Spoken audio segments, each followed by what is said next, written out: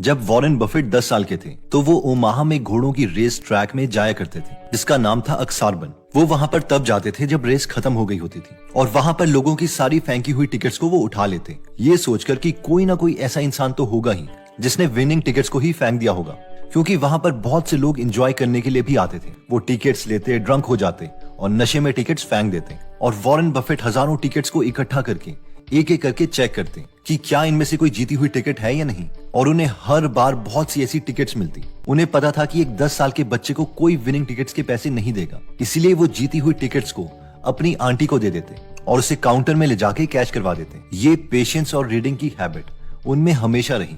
जब वो 20 साल के हुए तो उन्होंने इन्वेस्टिंग करियर स्टार्ट किया बफेट पार्टनरशिप के नाम से। तो वो पूरे दिन मूडीज मैनुअल को पढ़ते रहते। जिन्हें नहीं पता कि मूडीज मैनुअल क्या होता है, तो आजकल तो हमारे पास वेबसाइट्स हैं जिनमें कंपनीज की इंफॉर्मेशन को ऑर्गेनाइज किया गया है और हम जैसे चाहें वैसे उसे स्क्रीन कर सकते हैं सेकंड्स में। लेकिन पहले जब टेक्नोलॉजी एडवांस नहीं हुई थी तब एक बुक आती थी जिसे मूडीज मैनुअल कहा जाता था, जिसमें बहुत ही छोटे छोटे लेटर्स में कंपनी के बेसिक फाइनेंशियल्स दिए होते थे। आई मीन एक ही पेज में 5-6 कंपनीज के फाइनेंशियल्स, और वॉरेन बफेट पूरा दिन उन्हें पढ़ते रहते थे। और आज भी वॉरेन बफेट बुक से लेकर कंपनी की एनुअल रिपोर्ट्स बस पढ़ते रहते हैं और उनका मानना है कि सबसे बड़ी कंपाउंडिंग नॉलेज की होती है जो बहुत से लोग समझ नहीं पाते। Read and read and read. I probably read 5 to 6 hours a day. तो सबसे पहला रूल इन्वेस्टिंग का यही था, learn a lot, read a lot. Investing का सेकंड रूल आता है know what you own. Peter lynch अपनी बुक बीटिंग द स्ट्रीट में बताते हैं कि सेंट एग्नेस नाम के स्कूल के 7th क्लास के बच्चों ने एक 14 कंपनीज का पोर्टफोलियो तैयार किया था जिसका 2 साल का रिटर्न 70% था, जबकि अमेरिका के इंडेक्स फंड S&P का गेन 26% था। आई मीन इंडेक्स फंड को बीट कर दिया। एक्चुअली ये सब शुरू हुआ था एक क्लास टीचर और CEO जॉन मैरिसी की डिस्कशन के बाद। ये दोनों एक थ्योरी प्रूव करना चाहते थे कि किसी को MBA नहीं चाहिए, ना ही इवन ड्राइविंग लाइसेंस या एक्सेल में स्किल्स चाहिए अच्छी इन्वेस्टमेंट्स करने के लिए, और ये थ्योरी प्रूव भी हो गई। तो सवाल ये था कि बच्चों ने ये स्टॉक्स चूज कैसे किए, इनके टीचर्स ने इन्हें ऐसा क्या सिखाया था। तो पहली चीज जो बच्चों को सिखाई गई थी वो ये थी कि कभी भी ऐसी कंपनीज में इन्वेस्ट मत करना जिसे तुम एक रियॉन लेके समझा ना पाओ कि कंपनी करती क्या है। और जब भी बच्चे किसी कंपनी को चूज करते तो सबसे पहले उनसे ये पूछा जाता कि ये बताओ कि कंपनी बनाती क्या है, क्या प्रोडक्ट या सर्विसेज ऑफर करती है, और अगर वो ये चीज नहीं बता पाते तो वो इन्वेस्ट नहीं कर सकते। नेक्स्ट चीज जो इन बच्चों को सिखाई गई थी कि अगर लॉन्ग टर्म के लिए हम इन्वेस्ट कर रहे हैं तो छोटी कंपनीज में हमें ज्यादा अपॉर्चुनिटीज मिल सकती है ग्रोथ की। अब देखो होता यह है कि लेट्स से अभी रिलायंस की मार्केट कैपिटलाइजेशन है करीबन 16.6 लाख करोड़ रुपए। तो अगर हम रिलायंस के शेयर्स खरीदते हैं तो हमारे पैसे 10 टाइम तभी होंगे अगर ये मार्केट कैप भी 10 गुना हो जाएगी, यानी 16.6 लाख करोड़ से 166 लाख करोड़, जिसे अचीव करने के लिए रिलायंस को नए प्रोडक्ट्स लॉन्च करने पड़ेंगे या कुछ मेजर चेंजेस लाने पड़ेंगे, क्योंकि जिन भी मार्केट्स में ये ऑलरेडी हैं वहां पर तो वैसे भी ये मेजर प्लेयर ही है।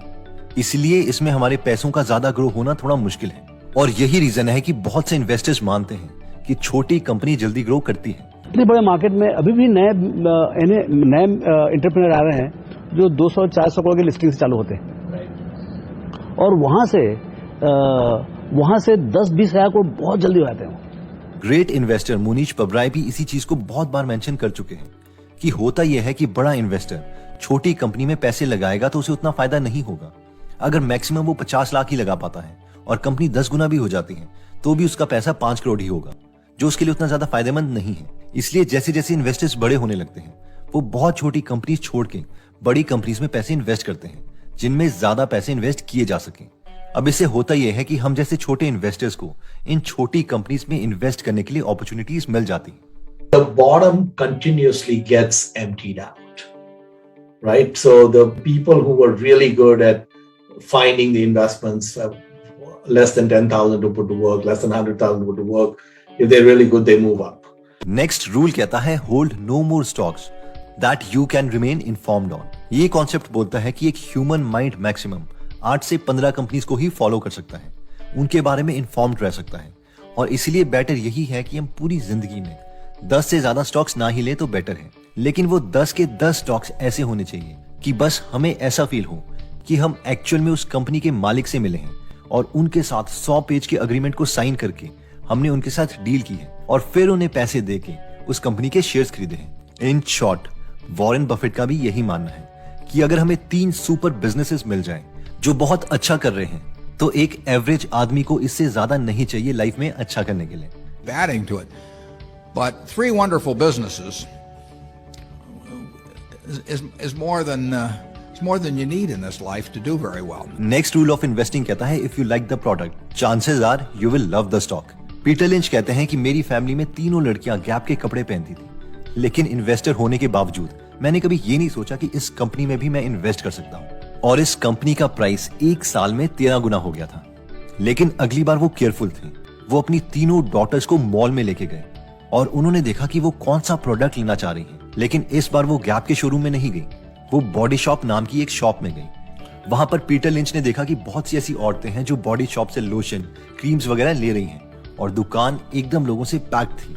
अगले ही दिन ऑफिस पहुंचते ही पीटर लिंच ने बॉडी शॉप की एनुअल रिपोर्ट्स मंगवाई और उसकी फंडामेंटल एनालिसिस के बाद उन्हें पता चल गया था कि ये कंपनी बहुत एग्रेसिवली पूरी दुनिया में अपने शोरूम्स खोल रही है और हर शोरूम प्रॉफिटेबल है। इसलिए उन्होंने ये स्टॉक अपनी मैनेजमेंट को रेकमेंड कर दिया और इसका प्राइस मल्टीपल टाइम्स बढ़ा भी। इंडिया में भी सेम केस है। अगर हम रॉयल एनफील्ड की बाइक्स जो बुलेट्स के नाम से बहुत फेमस है उसकी बात करें तो उसका स्टॉक प्राइस ₹1.22 से बढ़कर 2,525 पहुंच गया है, यानी हर 1,20,000 करोड़ में कन्वर्ट हो चुका है। ब्रिटानिया इंडस्ट्रीज लिमिटेड की बात करें तो 58.23 रुपीज से शुरू हुआ ये स्टॉक 3580 रुपीज पहुंच चुका है, यानी इसमें अगर आईपीओ के टाइम में हमने पैसे इन्वेस्ट कर दिए होते तो वो 1 लाख रुपए बढ़कर 62 लाख के आसपास हो गए होते।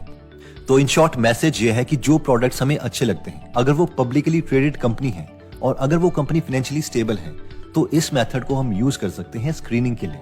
नेक्स्ट रूल ऑफ इन्वेस्टिंग कहता है trying to time the market. Peter Lynch कहते हैं कि जो एक्सपर्ट्स हैं उन्हें कुछ नहीं पता कि मार्केट कब बढ़ने वाली है या कब घटने वाली है, लेकिन इनकी जॉब ये है कि इन्हें प्रिटेंड करना पड़ता है कि इन्हें ये पता है। इसलिए ये फ्री में एडवाइस देने लगते हैं कि मार्केट में नेक्स्ट टाइम क्या होने वाला है। जो बेस्ट इन्वेस्टर्स होते हैं उनका मेन फोकस होता है कि वो अच्छे बिजनेसेस खरीदें जिनके प्रोडक्ट्स एक्चुअल में पब्लिक को चाहिए भी होंगे, क्योंकि अगर बिजनेसेस एक्चुअल में ग्रो कर रहे होंगे तो लॉन्ग रन में उसका शेयर का प्राइस भी एक्चुअल बिजनेस ग्रोथ के रेट से ही ग्रो करेगा। इसलिए बेटर ये है कि हम बिजनेसेस पे फोकस करें, ना कि मार्केट को टाइम करने के चक्कर में रहें। लेकिन क्या टाइमिंग में पूरे सबका टाइम लगा हुआ है। एग्जैक्टली टाइमिंग करने में मतलब सबसे बड़ा कर्ज और सबसे बड़ा श्राप और सबसे बड़ा मतलब एक चैलेंज जो है इन्वेस्टर के लिए आज वो है कि बाजार में क्या होने वाला है, कब जाएं, कब खरीदें। उसमें मतलब पूरी एनर्जी खत्म हो गई।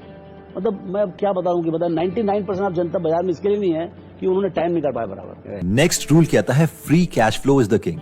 ये पॉइंट कहता है कि अर्निंग्स यानी अगर कंपनी का सिर्फ प्रॉफिट ही बढ़ी जा रहा है लेकिन उसका कैश फ्लो नहीं बढ़ रहा तो हो सकता है कि कंपनी में कुछ गड़बड़ हो। हम में से जो लोग फैमिलियर नहीं है उन्हें हम पहले ये टर्म्स सिंपल लैंग्वेज में क्लियर कर देते हैं। देखिए, अर्निंग्स का मतलब है प्रॉफिट, लेकिन इस प्रॉफिट का क्या होगा ये भी मैटर करता है। एक्चुअली जब कंपनीज अपनी फाइनेंशियल रिपोर्ट पब्लिश करती है तो उसमें अगर किसी ने अभी तक कंपनी को पैसे देने भी हैं, यानी कंपनी ने किसी को सामान उधार पे दिया है और वो पैसा अभी तक हमें मिलना बाकी है, उसे भी वो प्रॉफिट्स में इंक्लूड कर देती है और ये हमें कंपनी को एनालाइज करने में कंफ्यूज कर सकता है। इसलिए वॉरेन बफेट का फेवरेट इंडिकेटर है free cash flow. Free cash flow को समझने के लिए पहले कैश फ्लो को समझते हैं। कैश फ्लो वो पैसा है जो एक्चुअल में कंपनी के पास है। लेट्स से हम रिलायंस कंपनी के कैश फ्लो स्टेटमेंट की बात करते हैं तो हम यहाँ पर देख सकते हैं कि रिलायंस के पास मार्च 2018 में 1266 करोड़ रुपए का कैश था। मार्च 2019 में 3745 करोड़ था, लेकिन मार्च 2021 में -13,523 करोड़ है। और अगर हम प्रॉफिट और लॉस स्टेटमेंट में रिलायंस की मार्च 2021 की अर्निंग्स देखें तो वो 49,128 करोड़ है पॉजिटिव में, लेकिन कैश फ्लो -13,523 करोड़ रुपीस था। अगर हमें पूरी स्टोरी जाननी है कि इसके साथ क्या हो रहा है तो हमें रिलायंस की एनुअल रिपोर्ट्स पढ़ने के बाद ही पता चलेगा कि कौन सा पैसा कहाँ खर्च हुआ है, कौन सा भी आना बाकी है, एक्सेट्रा। और ये जो कैश फ्लो है वो 3 चीजों से बना है। कैश फ्रॉम ऑपरेटिंग एक्टिविटीज यानी मेन ऑपरेशन से जो कैश रिलायंस के पास आया, जो कि हमारे लिए सबसे इंपॉर्टेंट है। दूसरा कैश कंपनी के पास आ सकता है इन्वेस्टिंग से, यानी अगर उन्होंने दूसरी कंपनीज में इन्वेस्ट किया है, एक्सेट्रा। और फाइनली जो कैश उनके पास आ सकता है फाइनेंसिंग एक्टिविटी से, यानी अगर उन्होंने लोन वगैरह लिया है, एक्सेट्रा। तो और एक्चुअल में जो फ्री कैश फ्लो है जिसे हम किंग बोलते हैं वो होता है ऑपरेशन वाला cash flow minus capital expenditure. यानी मान लो कि आपका बिजनेस हर साल 1 करोड़ का प्रॉफिट करता है, लेकिन आपके बिजनेस का नेचर कुछ ऐसा है कि अगले साल बिजनेस करने के लिए आपको मशीन लगानी पड़ेगी जो 99 लाख रुपीस की होगी। तो फिर ऐसे 1 करोड़ के प्रॉफिट का क्या करना, क्योंकि 99 लाख रुपीस तो आपको मशीन में खर्च करने पड़ेंगे, जिसकी वजह से एक्चुअल प्रॉफिट तो एक तरह का 1 लाख रुपए ही हुआ, और इसे ही फ्री कैश फ्लो बोलते हैं। इसलिए कंपनी के फ्री कैश फ्लो पर हमेशा नजर बना के रखिए। तो एक बार जल्दी से हम रिवाइज कर लेते हैं कि हमने इन्वेस्टिंग के कौन से 7 रूल सीखे थे। रूल नंबर 1 था learn a lot read a lot, यानी the more you learn the more you earn. हम सब पैसों की कंपाउंडिंग को तो जानते हैं, लेकिन नॉलेज की कंपाउंडिंग के लिए हम बहुत ही कम सोचते हैं या इन्वेस्ट करते हैं। रूल नंबर 2 था इन्वेस्टिंग का second rule, know what you own. इसमें हमने 7th क्लास के बच्चों की स्टोरी देखी थी कि अगर हम बहुत ही सिंपल वर्ड्स में ये भी बता नहीं सकते कि कंपनी कौन से प्रोडक्ट बना रही है और आगे कैसे अपनी अर्निंग्स बढ़ाएगी, तो बेटर है कि ऐसे बिजनेसेस से हम दूर ही रहें। रूल नंबर 3 था over the long term it's better to buy stock in small companies, यानी छोटी कंपनी परसेंटेज वाइज ज्यादा ग्रो हो सकती है एज कंपेयर टू ऑलरेडी जो कंपनी बिग है। अब ऐसा हमेशा ट्रू नहीं है, लेकिन मैक्सिमम केसेस में ऐसा ही देखा गया है। रूल नंबर 4 था hold no more stocks that you can remain informed on, यानी उतने ही स्टॉक्स लो जिनकी स्टोरीज पर हम नजर रख पाए। वॉरेन बफेट तो कहते हैं कि अगर लाइफ में हमें 3 अच्छी कंपनीज मिल जाएं, तो वो ही हमारी लाइफ को बहुत इंप्रूव कर सकती है। रूल नंबर 5 था कि if you like the product chances are that you will like the stock. In short, अगर प्रोडक्ट बहुत से लोगों को पसंद आ रहा है तो ये एक अच्छा स्क्रीन टेस्ट है। इसके बाद हम कंपनी की रिसर्च करके उसके बारे में और पता कर सकते हैं, और हो सकता है कि हमें अच्छी कंपनीज भी मिल जाएं। रूल नंबर 6 था कि trying to time the market, यानी मार्केट में कब एंटर या एग्जिट करना है। इससे बेटर है कि हम अच्छे बिजनेसेस ढूंढें जो एक्चुअल में ग्रो हो सके, क्योंकि लंबे टाइम में शेयर की ग्रोथ और बिजनेस की ग्रोथ ऑलमोस्ट सेम होगी। और फाइनली रूल नंबर 7 में हमने सीखा था कि free cash flow is the king, यानी सिर्फ अर्निंग्स पर ही विश्वास ना करें, बल्कि फ्री कैश फ्लो एक परफेक्ट इंडिकेटर है कंपनी के बारे में बताने का। और अगर कैश फ्लो नेगेटिव है तो ये मतलब नहीं कि कंपनी खराब है। इसका ट्रू रीजन को जानने के लिए हमें कंपनी की एनुअल रिपोर्ट्स पढ़नी पड़ेगी, उनकी अर्निंग कॉल सुननी पड़ेगी,